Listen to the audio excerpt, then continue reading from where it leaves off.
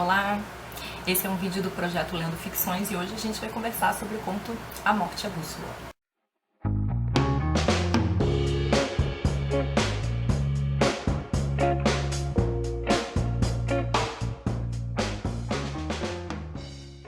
Bom, dois avisos rápidos antes de começar. Começou a temporada do calor infernal aqui no Rio, então eu tô com o ventilador ligado, que significa que vai ter um ruídozinho aqui no fundo. Peço desculpas, mas não dá pra aguentar sem ventilador ou ar-condicionado aqui, e o meu ar-condicionado também faz barulho, então, sorry. Segundo aviso é que vai ter spoilers, esse é um conto sensacional, eu quero falar sobre algumas coisas específicas dele, não tem como falar sem spoilers, então só veja o vídeo se você não liga pra spoilers ou se você já leu o conto, ok? Bom, A Morte à Bússola é um dos meus contos favoritos do Borges, esse é um conto incrível. Eu tenho um texto escrito sobre ele, um ensaio, que está publicado numa revista virtual, eu vou deixar o link aqui embaixo. E a minha fala de hoje, ela é uma versão um pouco mais enxugada desse ensaio, tá? Assim, eu escrevi esse ensaio para uma matéria do mestrado, uma matéria sobre a literatura policial e fantástica que foi ministrada pelo professor Flávio Carneiro, que também é um excelente escritor, ele tem ótimos romances policiais e fantásticos, alguns deles já resenhados aqui no canal. Qualquer dúvida, é só catar lá nas resenhas. Mas como eu ia dizendo, então, um conto incrível, é um conto policial e um dos meus favoritos, só que é um conto policial onde o Borges vai subverter os elementos clássicos do conto policial.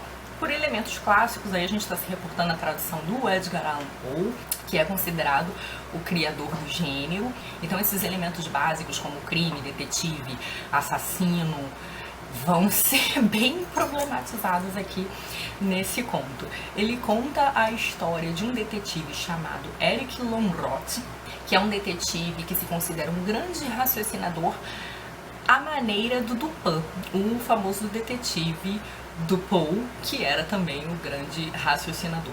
Esse é um conto que vai dialogar bastante com o conto A Carta Roubada, do Poe, porque nesse conto o Poe coloca as pistas do crime muito evidentes, né? Então, elas estão ali na cara de todo mundo e é um pouco o que o Borges vai fazer aqui. O Lonrot é chamado por uma cena de crime num hotel onde está acontecendo uma espécie de congresso rabínico, um congresso de judeus, e acontece então o crime de um rabino chamado Yarmolinsky. O Lonrot vai para a cena do crime junto com o comissário Treviranus, e eles começam ali a tecer teorias distintas sobre o crime, porque o Treviranus é um cara muito prático.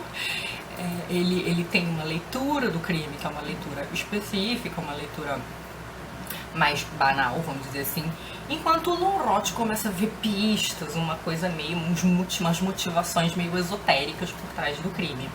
Além do fato de ser um rabino que foi morto, ele foi morto a apunhaladas, na verdade com uma apunhalada, ele estava escrevendo um texto e só tem uma frase escrita que é: a primeira letra do nome foi articulada. Dentro do quarto de hotel tem uns livros do Yarmolinsky, dentre esses livros tem um livro sobre a seita dos Hassidim, que era um grupo de religiosos extremistas que julgavam de um modo muito místico e importante o nome de Deus em hebraico para os judeus, que ele é composto por 4 letras que não são pronunciadas, né, e é conhecido como tetragramaton. Então, eles acreditavam que você não poderia macular, né, profanar esse nome sagrado. E então o Lonrot começa a achar que as causas por trás dessa morte têm a ver, de uma certa forma, com a profanação do tetragramaton. E aí o que acontece? Vai acontecer uma série de outros crimes com algumas simetrias esquisitas, como, por exemplo, as mortes acontecem sempre no dia 3.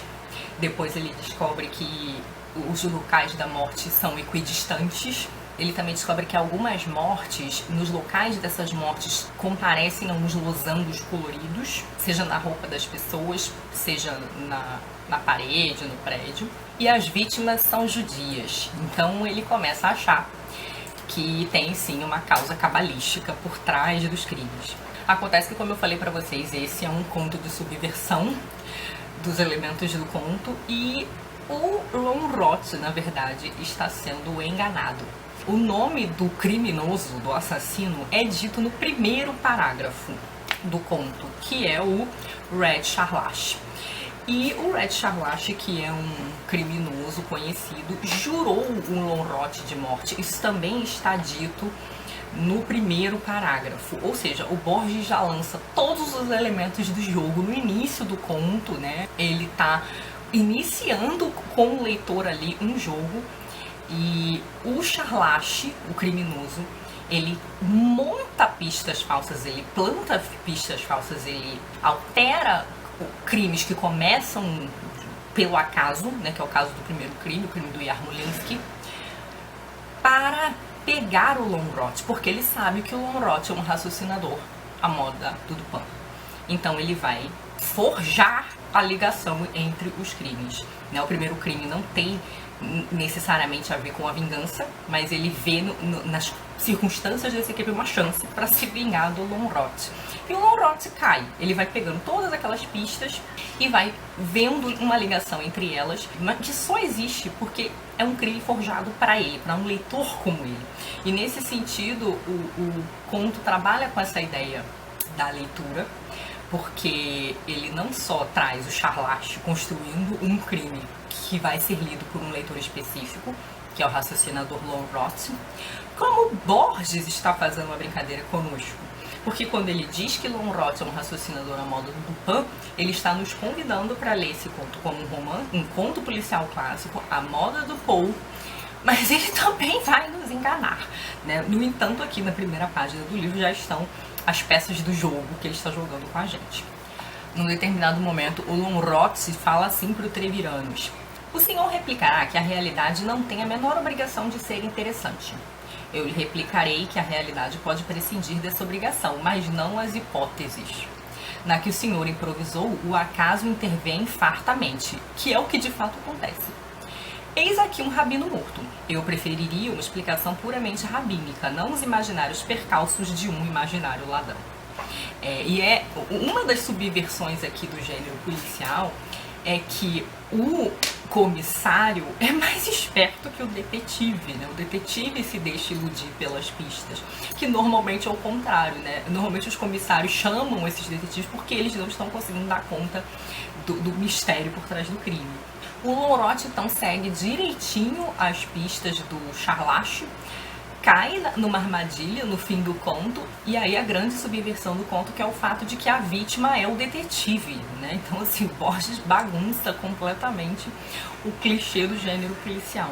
Nos contos anteriores, A Forma da Espada e O Tema do Traidor e do Herói, eu comentei com vocês que o Borges construía uma trama paralela, né? Que nos interstícios da história principal tinha uma outra história, que era a história que contava a verdadeira natureza do crime, do que tinha acontecido.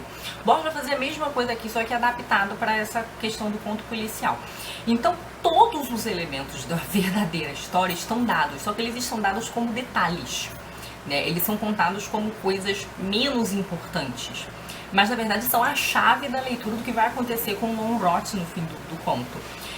E aí o conto ele joga com dois leitores, né? O leitor do conto policial e o leitor do Borges, né? E aí a questão é, até esse ponto você está lendo ficções, você já passou pelos demais contos, você já passou pela Forma da Espada e já passou pelo Tema do Traidor e do Herói.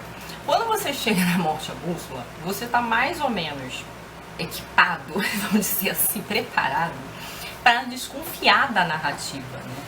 E então é nesse sentido que esse conto joga com dois leitores, né? Do mesmo modo que o crime do Charlache joga com dois leitores, né? O Treviranus descobre o que aconteceu e o Lonrot cai na suposta teoria rabínica, cabalística.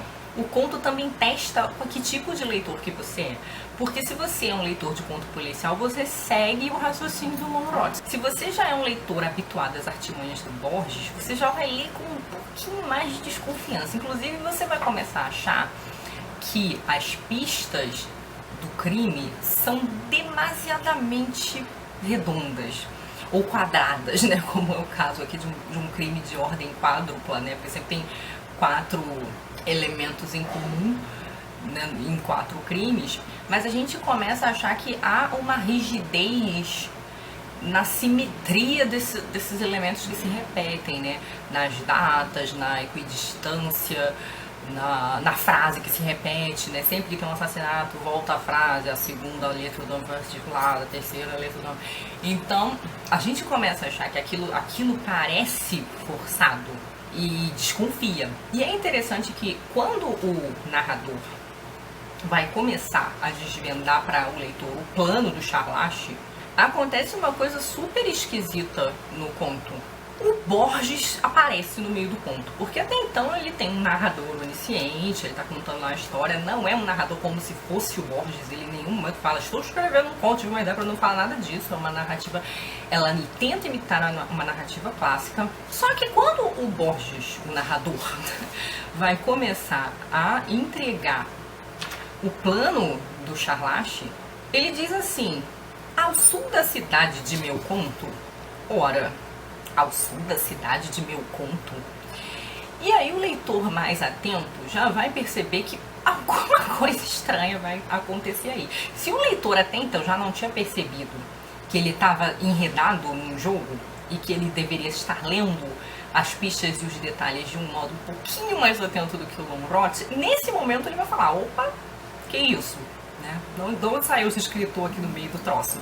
Então o Borges rompe o nosso pacto de ficcionalidade ali para evidenciar a trapaça que ele está fazendo com o leitor, que não é só uma trapaça do Charlache com o Longroth, é uma trapaça do escritor com o leitor, isso é bem interessante. Eu falei para vocês que esse conto tem muito diálogo com a Carta Roubada do Poe. O nome do assassino é citado inúmeras vezes. Ele é citado no início, ele é citado no final. Ele critica o comissário Treviranos por não descobrir logo o crime. Ou seja, o Borges está esfregando o assassino na sua cara. É interessante que em 1938 o Borges escreveu um prólogo sobre T.F. Powys e ele escreveu o seguinte, eu vou tentar traduzir aqui mais ou menos por forma de citação em espanhol. Um dos projetos que me acompanham, que de algum modo me justificarão perante Deus, e que penso não executar porque o prazer está em entrevê-los e não em levá-los à conclusão, é o de uma novela policial um pouco heterodoxa. O último é importante porque entendo que o gênero policial, como todos os gêneros, vive da contínua e dedicada infração das suas leis. Então, é interessante que ele escreveu isso em 38 e o conto é de 42, ele não escreve uma novela, ele escreve um conto, mas ele faz exatamente isso, ele faz um conto heterodoxo onde ele subverte as leis de funcionamento do conto policial.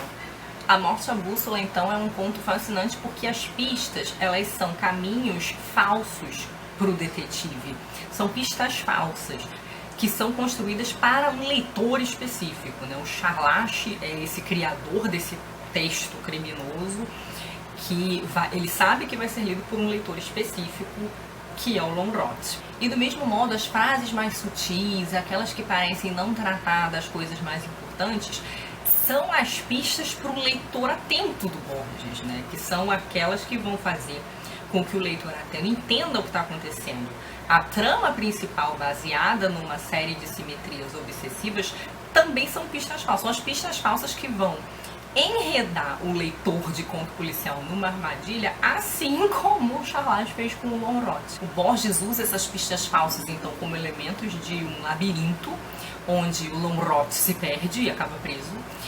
O leitor do conto policial, se não percebe essas artimanhas, ele também acaba preso no labirinto borgiano, de uma certa forma. Eu acho esse paralelo que o Borges consegue construir aqui incrível. Bom, é isso, eu espero que vocês tenham gostado do conto. Me digam se vocês viram alguma outra coisa. Tem várias outras coisas, eu na verdade ressaltei esse aspecto do conto policial, mas esse conto trabalha com a ideia do duplo, trabalha também, como eu falei, com a ideia do labirinto. E me digam então o que vocês viram no conto. Beijos e até a próxima. Tchau!